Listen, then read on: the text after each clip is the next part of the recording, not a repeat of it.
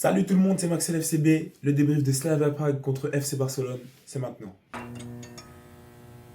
Ok les mecs, on se retrouve pour débriefer Slavia Prague contre FC Barcelone, victoire 4-2 du FC Barcelone. Bon, match un peu coussi coussa, un peu compliqué, un peu bizarre. Le Slavia Prague est quand même venu préparé.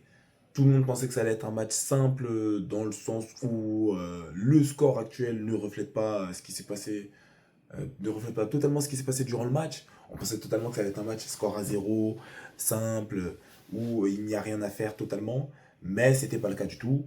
Et le Slavia Prague est venu préparer avec un plan de jeu et des choses à faire valoir. Et voilà, ils n'ont pas du tout démérité. Ils mettent deux buts à ce FCB. Alors, c'est pas une fierté de mettre deux buts à ce FCB, puisque le FCB, c'est vraiment une sacrée équipe de merde défensivement, attention. Mais quand tu es Slavia Prague et que tu n'as jamais gagné depuis 21 matchs en LDC, c'est quand même un petit exploit. Le Slavia Prague qui, je le rappelle, est dernier, c'est ça? Ah, dans les derniers 34e, ils viennent quand même ici mettre deux buts contre le FCB. Ils ont marqué combien de buts, Slavia Prague? Ils ont marqué 4 buts. Ben, ils en ont mis 2 contre le FCB. Donc ça, c'est toujours des statistiques honteuses. Mais voilà, nous, on est des grands champions dans ça. La composition, on va parler de la composition. 4-2-3-1 comme d'habitude. John Garcia au goal. Koundé, Eric Garcia, Gérard Martin, Baldé. Donc là, voilà, il y a eu des petites complications puisque Eric Garcia et Gérard Martin n'ont pas souvent joué ensemble en DC, en charnière centrale. C'est souvent soit Eric Garcia, Koubarsi, soit Koubarsi et Gérard Martin, mais jamais Eric Garcia, Gérard Martin. Gérard Martin étant préféré à Koubarsi vu les performances récentes des deux. Et voilà où Gérard Martin a quand même montré un petit meilleur visage que Koubarsi. Donc ça pouvait s'entendre totalement. Double pivot, De Jong, Pedri. Devant Rooney, Fermin, Rafinha et Lewandowski en neuf.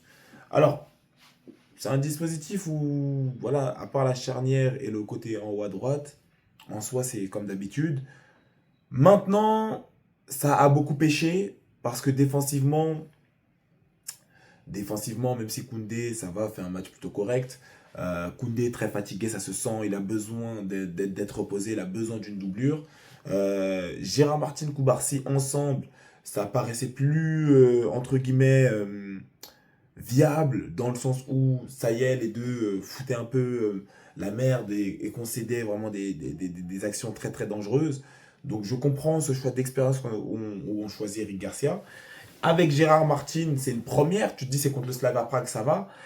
Et parce que voilà, Gérard Martin était un peu meilleur, voilà, était sur une un peu meilleure forme que Koubarsi. Donc, c'est des choses encore qui peuvent s'entendre. Maintenant, aujourd'hui, et comme nous dit les commentateurs de toute façon, il n'y avait pas d'automatisme entre les deux. Donc, ça a un peu pêché. Et par contre, voilà, bravo Frankie de Jong, hein. Frankie de Jong, aujourd'hui, on a eu un Pedri un peu absent. Je ne sais pas si c'est parce que c'est le froid un peu, voilà. On a eu un Pedri un peu moins là, qui a fait des petites choses, mais qui était un peu moins bon que d'habitude.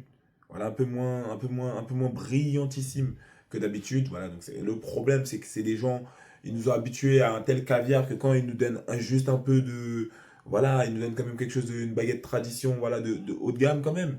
Mais c'est plus le caviar, ben on pète un câble, tu vois. C'est comme la Yamal des fois, et parce qu'il ne dribble pas à chaque toucher de balle, tellement on est habitué à rouler en Porsche, que vas-y, il dit, mais prends un peu la Mercedes, toi tu te fâches. Tu vois pas, donc c'est exactement la même chose avec Pedri, c'est vraiment habitué à ce qu'il utilise son pinceau et qu'il nous fasse une œuvre d'art, encore une fois, que quand il te peint aussi un petit tableau un peu simple, où il y a un soleil et la mer, les gens boudent. Donc voilà, on a eu un Pedri un peu moins là, et le Frenkie a franchement répondu. Parce que je vous le dis, ce match-ci, Pedri est pas trop là, Frenkie ne répond pas, c'est très chaud, et on est dans des trucs où on fait égalité, où ça se passe bizarrement pour nous.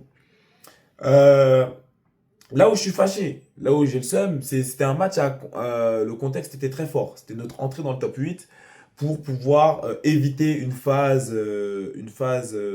comment ça s'appelle, de barrage et qui nous aurait desservi totalement vu l'état du Barça actuellement. Et ça te permet aussi de te concentrer un peu plus sur la Liga où tu dois remettre de la distance au Real Madrid parce que tu as perdu ce week-end et sur la Coupe d'Espagne qui se joue en même temps. Donc voilà, ne pas faire les barrages, c'est un luxe pour les équipes qui souhaitent tout jouer, entre guillemets. Et là, Chelsea a marqué à la 78e. Je suivais les deux résultats parce que c'est Chelsea ou c'était nous.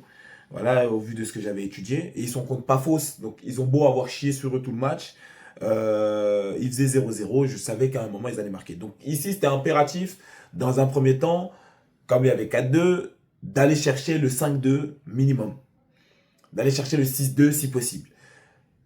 C'est notre faute. On a pris 2 buts sur coup de pied arrêté. 2 buts assez similaires où ça se joue au premier poteau. Et le premier but, le gars se jette carrément. Il colle la balle entre ses jambes. Il se jette dans les cages. But.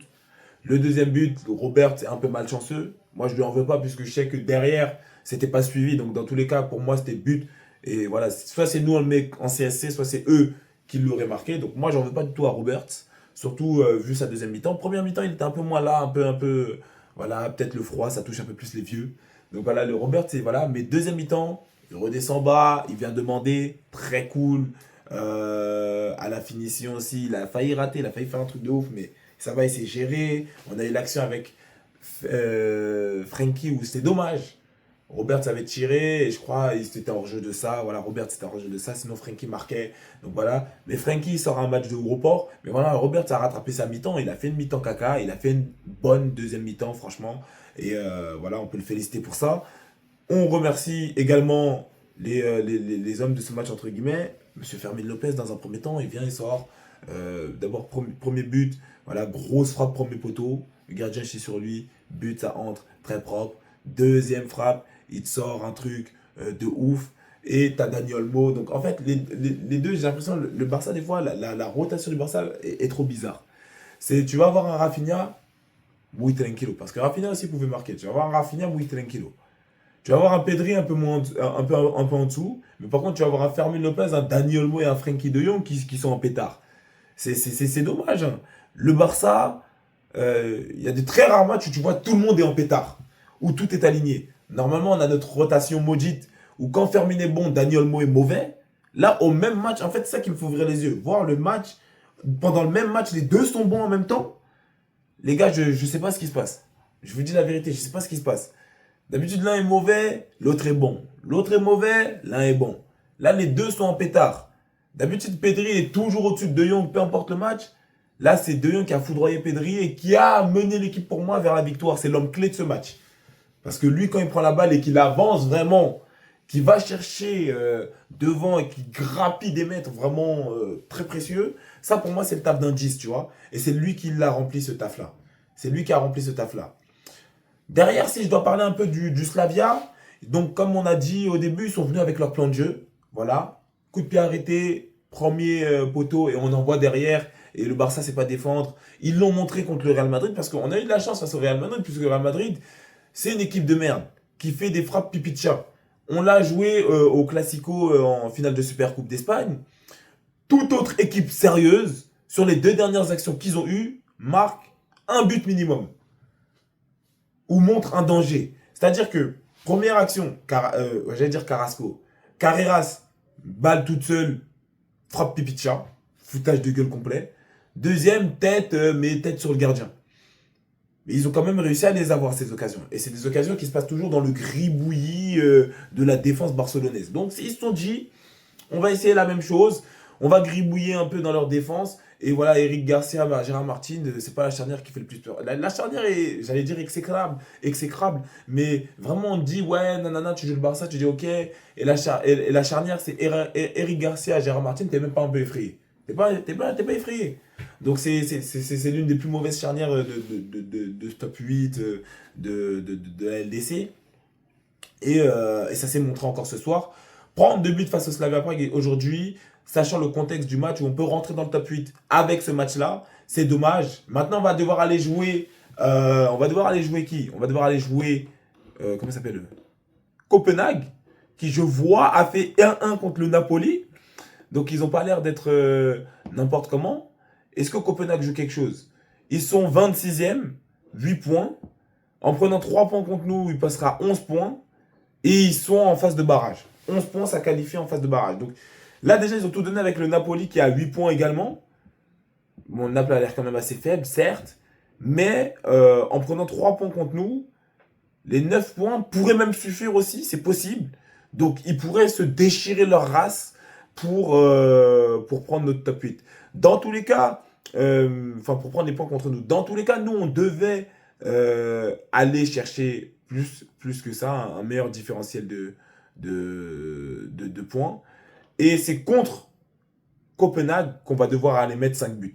Alors que le Slavia Prague est dernier, ne jouait rien, ne pouvait absolument rien, puisqu'ils ont 3 points. Ils prenaient 3 points contre nous, 6, 3 points après 9. Ça suffit pas. Les dernières équipes de ce top 24 en ont 8. Donc vraiment, ils jouent vraiment l'honneur. Et donc c'est très décevant et très dommage aujourd'hui d'avoir pris 2 buts. Et c'est encore plus dommage de s'être arrêté à 4-2 parce que l'adversaire sent que c'est plié, nous on sent que c'est plié. Donc on se satisfait de ça entre guillemets. C'est très dommage aujourd'hui de ne pas être allé chercher le 5-2, le 6-2. Je pense que c'était très probable, c'était très possible. Ils avaient abandonné. Et donc c'était à ce moment-là qu'on pouvait les appuyer totalement et aller chercher des points. Ouais, totalement. C'est très décevant parce que là on est dans le top 8. On n'a plus qu'à aller chercher une victoire. Si ici on remplit bien notre différence de but, on n'a plus qu'à aller chercher 3 points tranquillement, même avec un 1-0, un 2-1 contre Copenhague. Et on est sûr d'être dans les barragistes. Là, c'est compliqué. Et encore une fois, hein, le Barça, sa saison peut-être se joue ici. Si on fait les barrages, si on ne les fait pas, c'est deux trucs différents. C'est si on les fait, contre qui on tombe, après contre qui on tombe. Donc déjà, c'est des choses à anticiper. Comment ça se passe en Coupe du Roi, comment ça se passe en Liga. Là, aujourd'hui, Pedri sort sur blessure. Rafi revient de blessure. Frenkie sera absent au prochain match de LDC. Et je crois qu'il y a d'autres mecs dans l'infirmerie. Les gars, c'est pas simple. Là, actuellement, c'est pas simple du tout. Là, c'est pas simple du tout et il va falloir assumer tout ça, les gars. Il va falloir assumer tout ça. Et Ferran Torres aussi, qui est blessé actuellement. Bon, ça va. On espère qu'il se rétablisse, attention, mais c'est pas le plus pire, si je peux dire comme ça. En tout cas, pour moi, on jouait beaucoup de choses aujourd'hui. Et ne pas être allé chercher le 4-2, le 5-2, c'est dommage. Avoir encaissé les 2 buts, c'est très dommage aussi. Mais on pouvait aller totalement, entre guillemets, rattraper cette situation en allant marquer plus. Moi, je pense que c'est totalement possible. Et voilà, maintenant, pour le prochain match de LDC, on va devoir aligner une compo sans Pedri. Moi, j'espère que Pedri revient vite, mais on n'en sait rien du tout, tu vois. Et derrière, tu as un Koundé que je sens fatigué, un Eric Garcia, Gérard Martin, ou Eric Garcia, Koubarsi, ou Koubarsi, Gérard Martin. C'est très faible. Un Baldé qui n'évolue plus. C'est dommage, hein.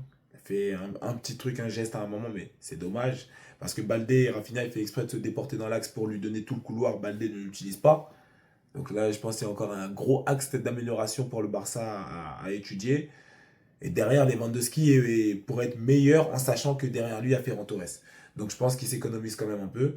Et aussi, encore derrière, tu as Fermin Lopez, Daniel Mo, qui sont des facteurs clés. Actuellement, ils sont dans une bonne forme, mais c'est possible qu'ils chient sur eux après. Tu vois, c'est jamais des mecs qui t'ont montré de la régularité sur une assez grosse partie de saison pour que tu te dises, vas-y, je peux compter définitivement sur eux, entre guillemets.